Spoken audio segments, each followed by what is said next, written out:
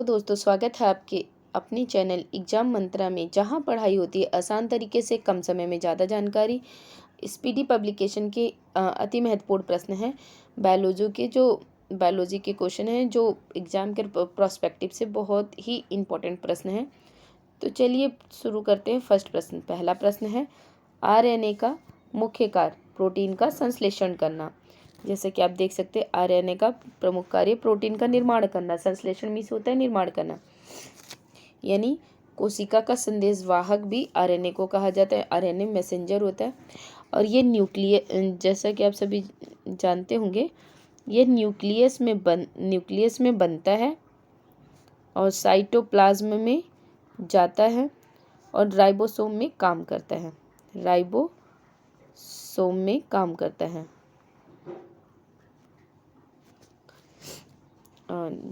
And जैसा कि ये सेल होता है कोशिका का ये न्यूक्लियस होता है और कोशिका के जो अन्य माइटोकॉन्ड्रिया अन्य जो भी अंग होते हैं, उनको ये जो साइटोप्लाज्म एक जिसका जिक्र हमने किया अभी, साइटोप्लाज्म, ये कोशिका के अंगों को सुरक्षा प्रदान करता है और आकार देता है।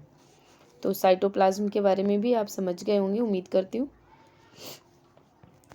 मस्तिष्क ज्वर किस जीव के कारण होता है? बैक्टीरिया के कारण, यानी जीवाणु के कारण होता है। Option B.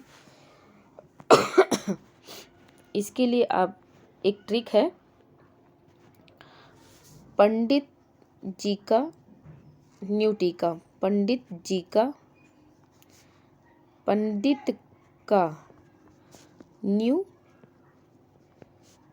टीका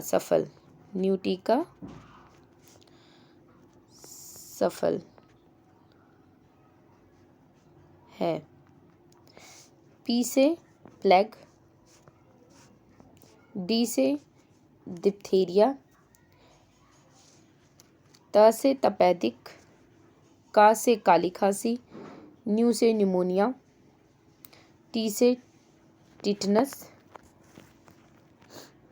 टाइफाइड ट्रैकोमा, क से कोढ़, स से सिफिलिस और सुजाक रोग भी होता है जिसे गोनोरिया कहा जाता है से हैजा। ये सभी बैक्टीरिया से होने वाले रोग हैं।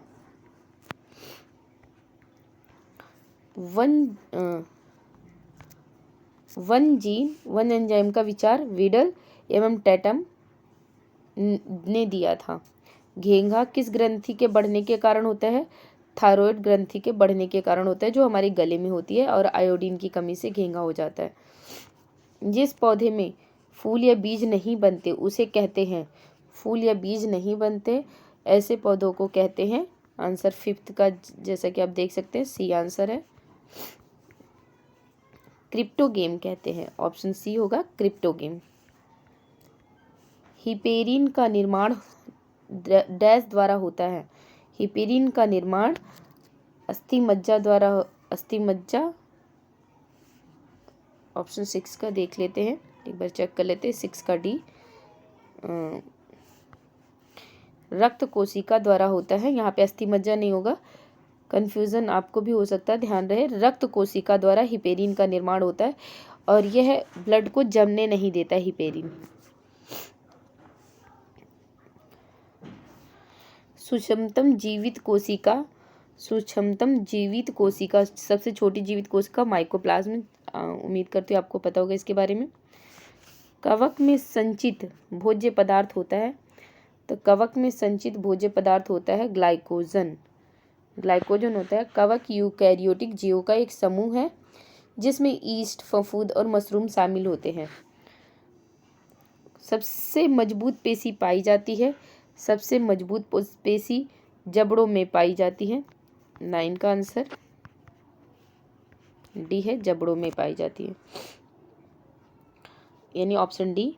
गोलाकार प्रोटीन का उदाहरण है, तो गोलाकार प्रोटीन एल्ब्यूमिन एक प्रमुख प्रोटीन है जो रक्त के प्लाज्मा में बहुत मात्रा में पाया जाता है। एल्ब्यूमिन ऑप्शन सी होगा। डीएनए का संश्लेषण किस प्रावस्था में होता है? तो डीएनए का संश्लेषण इंटरफेज प्रावस्था में होता है। एंजाइम की सर्वाधिक संख्या पाई जाती है, तो एंजाइम की सर्वाधिक संख्या जो पाई जाती है सर्वाहारी में पाई जाती है। 12 का सी। बुढ़ापे के अध्ययन को कहा जाता है जेरेंटोलॉजी। यकृत के अध्ययन को कहा जाता है हेप्टोलॉजी, ऑप्शन बी। मनुष्य के शरीर में सर्वाधिक पाया जाने वाला प्रोटीन जो है, मनुष्य के शरीर में सर्वाधिक पाए जाने वाले प्रोटीन कोलोजन होगा, ऑप्शन सी होगा। कोलोजन, ध्यान रहे कि मनुष्य के शरीर में सर्वाधिक पाए जाने वाला प्रोटीन कोलोजन है।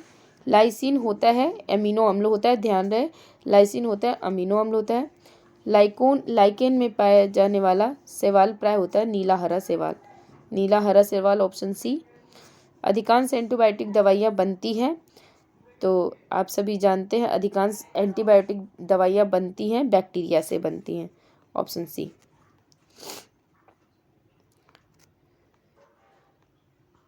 नेक्स्ट क्वेश्चन है, यकृत किस रूप में भोजन को संचित करता है? तो ग्लाइकोजन के रूप में संचित करता है और शरीर की सबसे बड़ी ग्रंथि यकृत होता है। केसीन प्रोटीन का सबसे अच्छा स्रोत है दूध। तंत्रिका तंत्र के अध्ययन को न्यूरोलॉजी कहा जाता है, ऑप्शन सी। कानों की कुल हड्डियां 6 होती है, ऑप्शन बी। चेहरे की कुल हड्डियां 14, आप याद कर सकते हैं कनेक्ट करके, 14 नंबर का फेशियल लगाते हैं जो भी है, तो चेहरे का जो होता है 14 हड्डियां होती हैं। सिल्क प्राप्त की जाती है, तो सिल्क प्राप्त की जाती है जैसा कि आप सभी जानते हैं कोकून से प्राप्त की जाती है। एक बार ऑप्शन 24 का चेक कर लेते हैं, 24 का ये कोकून से प्राप्त की जाती है। जंतु जगत का सबसे बड़ा वर्ग आर्थ्रोपोडा होता है। पौधे का प्रजनन अंग फूल होता है। किस रोग में रक्त का थक्का नहीं बनता? हीमोफीलिया में रक्त का थक्का नहीं बनता। हीमोफीलिया वर्णांधता ये आनुवांशिक रोग है। शरीर में ऑक्सीजन की पूर्ति किसके माध्यम से होती है? लाल रक्त कोशिकाओं के द्वारा होती है। प्रजनन संबंधी सूचना एकत्र की जाती है डीएनए में। थार मरुस्थल में किस प्रकार की वनस्पति? Xerophytes, option B.